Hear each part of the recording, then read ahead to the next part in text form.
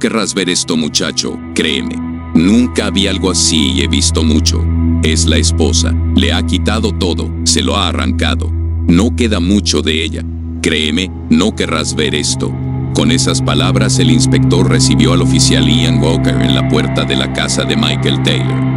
La escena que se encontraba puertas adentro fue descrita como la escena del crimen más horrorosa que cualquier agente de policía haya tenido que ver jamás. A continuación, la terrible historia que llevó a ese desenlace. Bienvenidos a un video más de Misterios Eternos. En este capítulo, el exorcismo de Michael Taylor. Promediaba el año 1974 en la localidad de Ossett, en Inglaterra. A este pequeño pueblo donde nunca pasaba nada se mudaron Michael y Christine Taylor junto a sus 5 hijos y su perro. Amigos y vecinos describían a Michael como una persona respetuosa, amable y sin ningún indicio de lo que, tiempo después, sería su personalidad. Puertas adentro, si bien siempre fue un padre presente y amoroso, un dolor crónico en su espalda lograba que cada tanto tuviese episodios de depresión. Esa dolencia no permitía que pudiese trabajar en ningún lugar mucho tiempo. Ossett era una localidad religiosa, aunque los Taylor, hasta ese momento, no eran asiduos de la iglesia. Barbara Wardman, una de las amigas más cercanas de Michael, lo sumó a un grupo llamado Sociedad Cristiana de Estudios.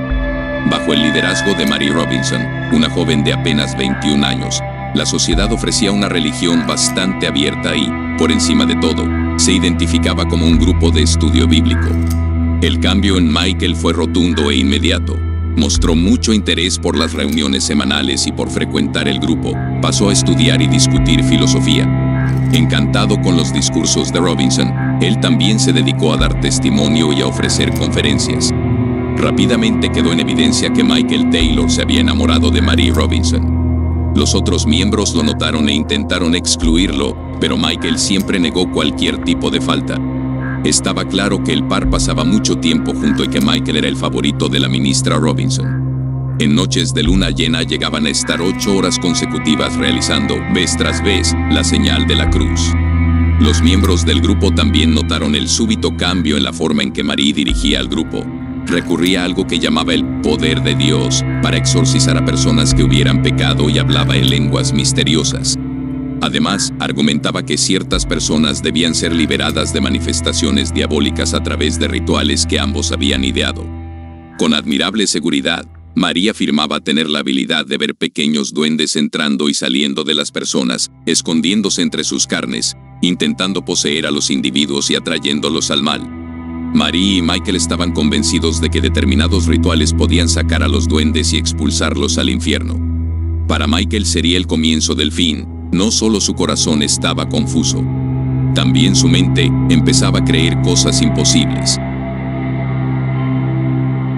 Si lo previamente comentado no fuese suficiente para comprender que las prácticas que estaban fomentando no eran nada sanas, había más.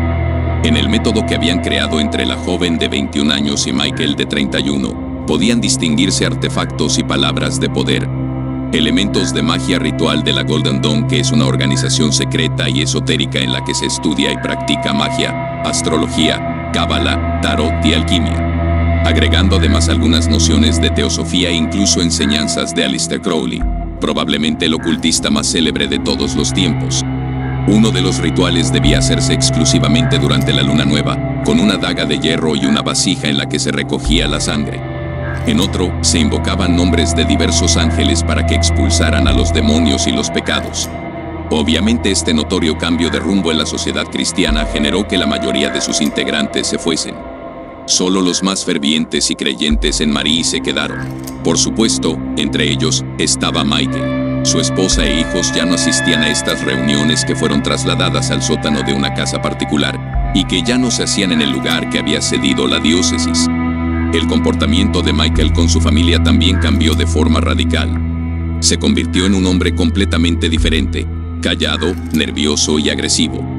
Christine estaba convencida de que el grupo estaba ejerciendo algún tipo de influencia negativa sobre su marido y en esa época descubrió que Michael había abandonado su empleo para dedicarse a un nuevo emprendimiento, escribir, junto con Marie, un evangelio.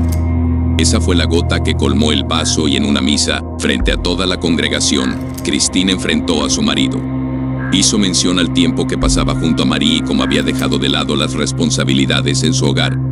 En ese momento algo se quebró dentro de Michael Taylor, sus facciones se desencajaron y, lejos de atacar a su esposa Christine, fue directo a por Marie.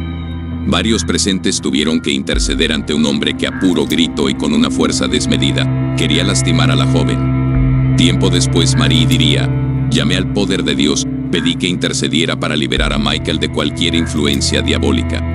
Fue entonces cuando sus facciones cambiaron. Casi parecía una bestia. Mantenía sus ojos en mí con una mirada furiosa. Ordené que el demonio abandonara su cuerpo, pero empezó a gritar y escupir. También hablaba lenguas extrañas. Me quedé petrificada. Logré ver una figura sobre él, como si fuera una presencia inmaterial. Un demonio con alas y cuernos se posó sobre su cuerpo como una sombra. Sentí el hedor nauseabundo del azufre. Pedí ayuda divina e imploré para que Jesús arrojara a la bestia al infierno. Solo entonces empezó a desaparecer y Michael se tranquilizó. Más tarde, Michael declaró no recordar nada de lo que había pasado. Los testigos confirmaron que estaba sumamente alterado, evidentemente fuera de sí, pero no pudieron observar ningún tipo de ente diabólico o sentir el olor a azufre. Pese a todo esto, Michael recibió el perdón de Marie Robinson y los amigos lo llevaron a su casa. Pasaron 3 semanas sin el más mínimo inconveniente, pero entonces empezó a dar señales de que algo andaba mal otra vez. Michael despertaba a gritos en el medio de la noche, se alimentaba de carne cruda, rompía muebles en la casa, hablaba en un idioma desconocido y se carcajeaba como un loco.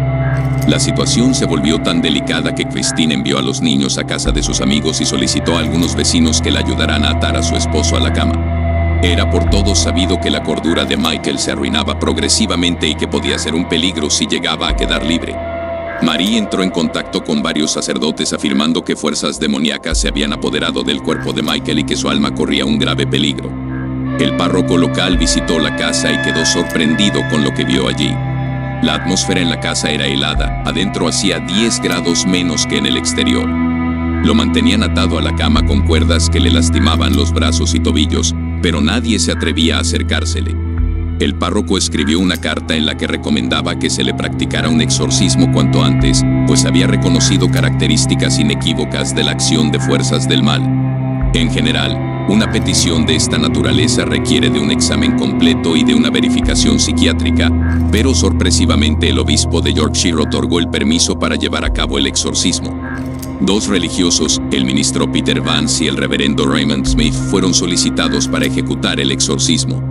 El ritual inició la medianoche del día 5 de octubre de 1974 en la iglesia St. Támesis, donde se encontraba Michael después que lo trasladaran bajo el efecto de sedantes.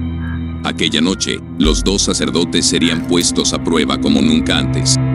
Junto con ellos estaba el grupo de la congregación. Apenas arrancó el exorcismo, Michael sufrió una serie de convulsiones incontenibles y desplantes en los que mordía, escupía y se arañaba. Lo ataron a un pesado banco de madera y lo inmovilizaron con cuerdas. Durante 8 horas, Michael, o quien sea que haya estado dentro de su cuerpo, recibió oraciones, fue rociado con agua bendita y fue obligado a renunciar al cuerpo que pretendía quedarse. El reverendo Smith afirmó que más de 40 demonios habitaban al mismo tiempo el cuerpo de Michael, entre ellos entes que promovían incesto, bestialidad, blasfemia, lujuria, herejía, masoquismo y conocimiento carnal.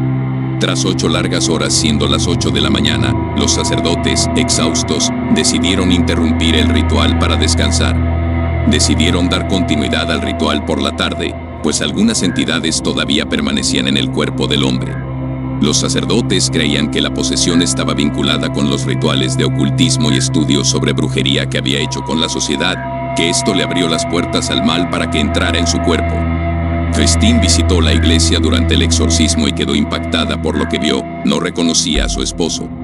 Durante el ritual, uno de los demonios que hablaba a través de Michael contó que él los había invocado y que por eso tenían derecho a quedarse allí el tiempo que quisieran. Los 3 supuestos demonios que aún quedaban dentro de Michael eran asesinato, locura y violencia. Se cuenta que todos los congregados estuvieron de acuerdo en posponer el exorcismo menos una persona. Margaret Smith era la esposa de uno de los ministros de la iglesia y contaría más tarde que en todo momento escuchó una voz que le aseguraba que el demonio llamado asesinato atacaría a Christine. Se los comentó a ambos responsables del exorcismo y, a pesar de ello, prefirieron mandar a casa a Michael y su esposa Christine. Al momento de aplazar el exorcismo eran las 8 de la mañana. Ni 2 horas más tarde, siendo las 9:45, el agente Ian Walker se encontró con una persona desnuda, tambaleante y ensangrentada de pies a cabeza, deambulando por las grises calles de Osset. No era otro que Michael Taylor, que no paraba de gritar a todo pulmón: «Es la sangre de Satán». Enseguida un grupo de personas se aglomeraron alrededor de Taylor. Por su parte, el agente Walker pedía, de manera urgente, una ambulancia, creyendo que Michael podría estar herido y de allí tanta sangre. Una vez que arribó la ambulancia, Taylor siguió gritando hasta que fue trasladado al hospital.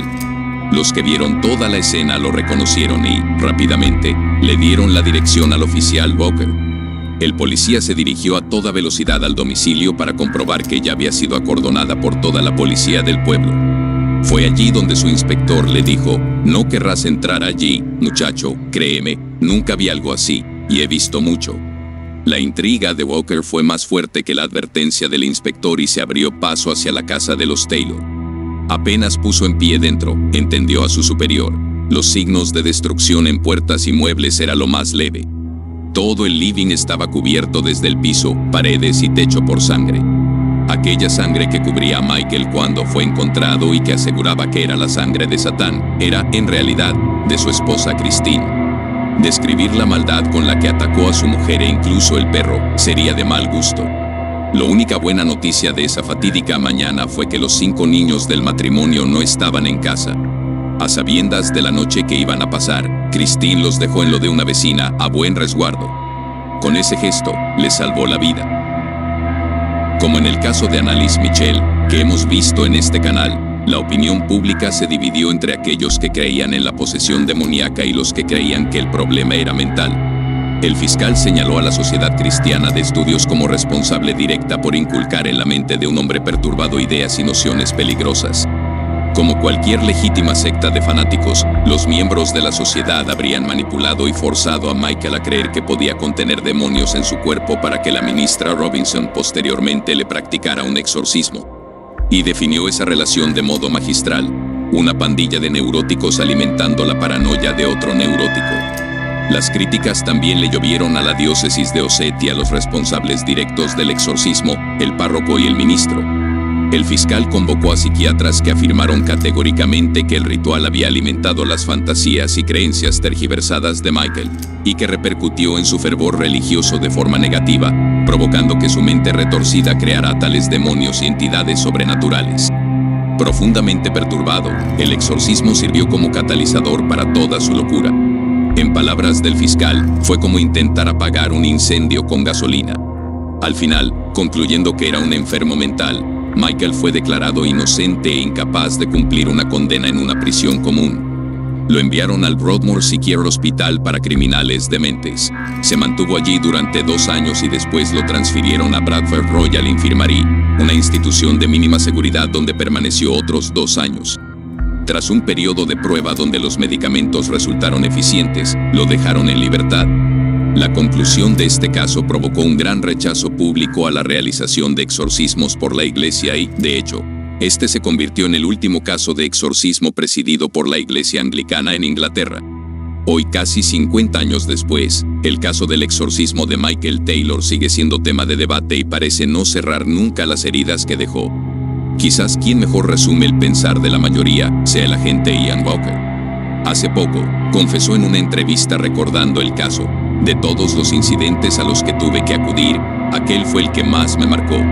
La estupidez y la ignorancia generalizada que llevó a la destrucción de una familia normal. Antes de este caso, yo era agnóstico. Desde ese día, me volví ateo».